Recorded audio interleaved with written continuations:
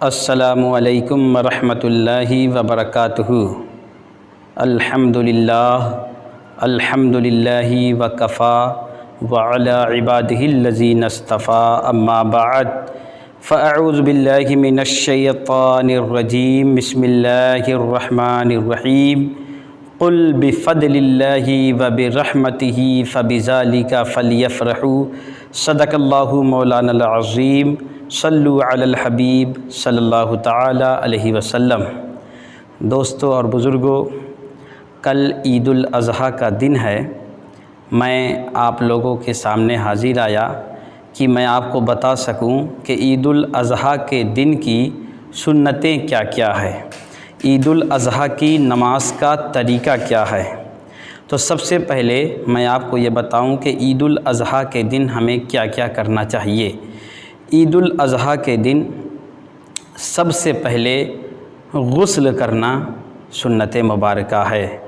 عید الاضحیٰ کے دن آپ نئے کپڑے پہنیے، اگر نئے کپڑے نہیں ہیں تو پرانے کپڑے کو دھل کر صاف ستھرا آپ اسے پہنیے۔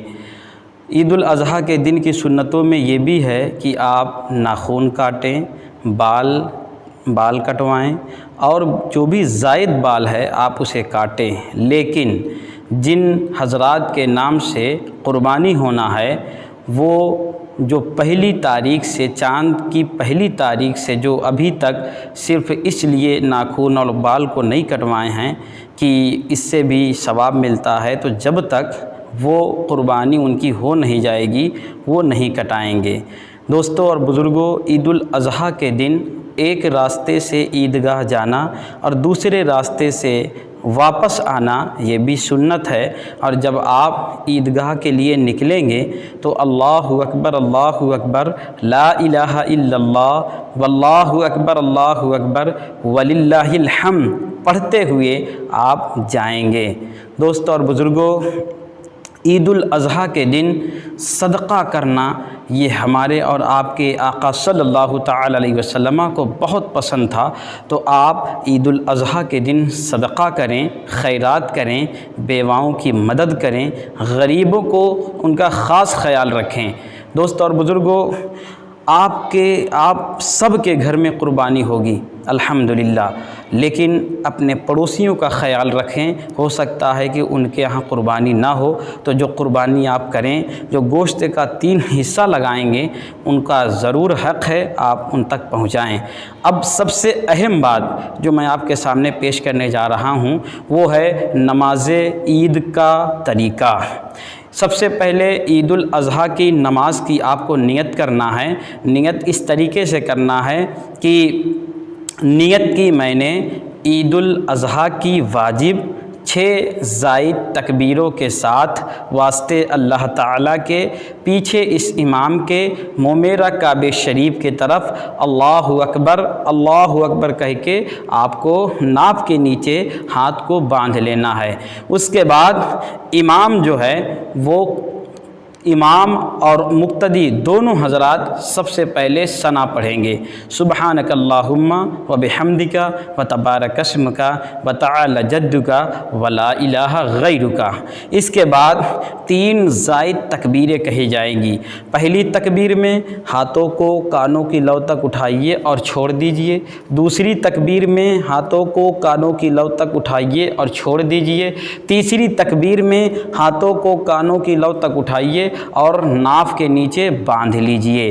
اس کے بعد امام قرات کرے گا، قرات ہوگی، رکوع ہوگا، سجود ہوگا، قاعدہ اولا ہوگا، 1 رکعت نماز مکمل ہو جائے گی۔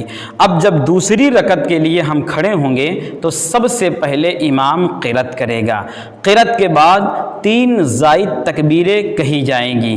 پہلی تکبیر میں ہاتھوں کو کانوں کی لو تک اٹھائیے اور چھوڑ دیجئے، دوسری تکبیر میں ہاتھوں کو کانوں کی لو تک اٹھائیے اور چھوڑ دیجئے، تیسری تکبیر میں ہاتھوں کو کانوں کی لو تک اٹھائیے اور چھوڑ دیجئے، اور چوتھی تکبیر میں بغیر ہاتھ اٹھائے آپ رکوع میں چلے جائیے۔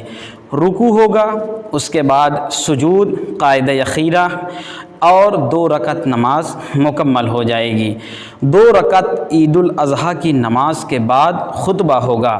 خطبہ سننا فرض ہے، اور خطبے کے درمیان کسی طریقے کی بات چیت، اتھل پتھل اور ادھر ادھر دیکھنا یہ سب ناجائز و حرام ہے۔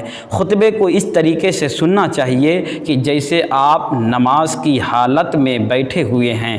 دوستو اور بزرگوں، اس کے بعد خطبے کی بعد دعا ہوگی، دعا کے بعد ایک دوسرے سے آپ مصافحہ اور معانقہ کریں اور دوسرے راستے سے اپنے اپنے گھروں کو تشریف لے جائیں۔ یہی تکبیر تشریق پڑھتے ہوئے اللہ اکبر لا الہ الا اللہ واللہ اکبر وللہ الحمد ایک مرتبہ پھر سے آپ سب کو، پورے عالم اسلام کو میری جانب سے عید الاضحیٰ کی بہت بہت مبارکباد۔ شکریہ۔ السلام علیکم ورحمۃ اللہ وبرکاتہ۔